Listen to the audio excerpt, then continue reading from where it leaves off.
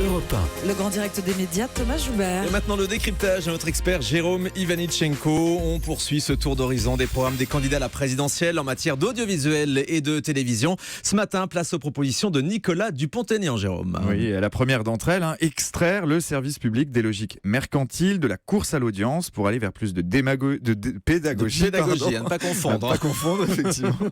Dans le chapitre culture et patrimoine de son programme, Nicolas Dupont-Aignan fait ce constat.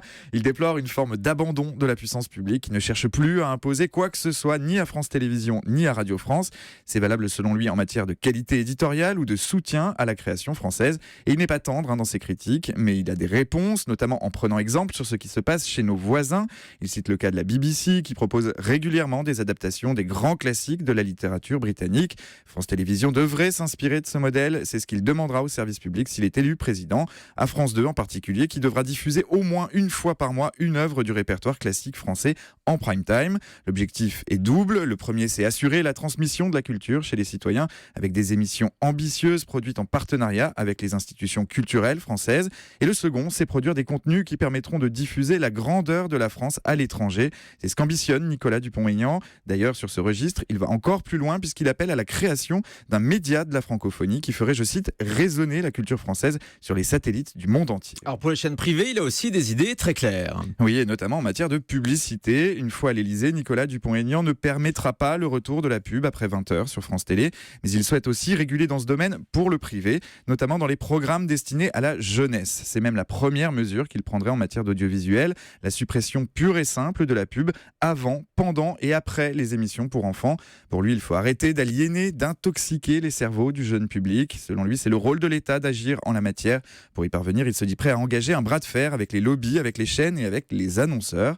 En revanche, Nicolas Dupont-Aignan fait preuve d'un peu plus de souplesse concernant la concurrence, surtout pour ce qui concerne les chaînes d'information en continu, qui ne sont pas trop nombreuses. Pour lui, quel que soit le domaine, les monopoles sont dangereux. Il faut de la diversité, surtout pour l'information.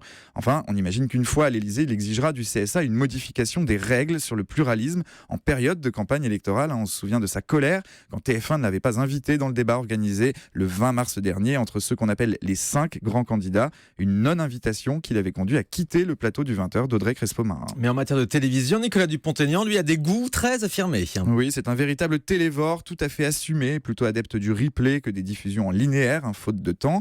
Il a été biberonné au dossier de l'écran ou aux émissions de variété de Mariti et Gilbert Carpentier. Il ne cache pas son appétit pour les séries télé. Il est fan de Colombo, de Grey's Anatomy ou de Plus belle la vie. Il regarde régulièrement des magazines comme Thalassa, Échappée belle, Faites entrer l'accusé, Zone interdite ou Cache investigation, animé par Élise Lucet, qu'il trouve particulièrement courageuse dans ses enquêtes. Il apprécie aussi Quotidien sur TMC, même s'il regrette de ne pas être invité en plateau pour pouvoir répondre aux petites moqueries de Yann Barthès. Ah oui, il l'épargne pas. Il ne l'épargne pas, effectivement. Plus surprenant, on apprenait récemment dans TV Mag que Nicolas Dupont-Aignan était capable de verser une petite larme devant L'amour est dans le pré, qu'il trouve émouvant. Et enfin, il a un rêve ultime en matière de télévision. Il voudrait participer à Rendez-vous en terre inconnue. Eh bien, l'invitation est lancée. Merci beaucoup, Jérôme Ivanichenko, donc pour le programme présidentiel en matière d'audiovisuel de Nicolas Dupont-Aignan et Dupont-Aignan. Et exceptionnellement, Jérôme, on va vous retrouver dans un petit quart d'heure, aux alentours de 9h40. On va décortiquer ce matin un autre programme, celui de Nathalie Arthaud, la candidate de Lutte ouvrière. Nous respectons bien évidemment l'égalité de traitement médiatique entre tous les candidats pour arriver jusqu'au premier tour de la présidentielle dimanche. Merci Jérôme. Dans un instant, le journal des médias et ce sera avec Adrien Lemaître. On va reparler, d'On n'est pas couché. La saison prochaine se précise. Toutes les infos juste après la pause sur Europe 1. Tout de suite.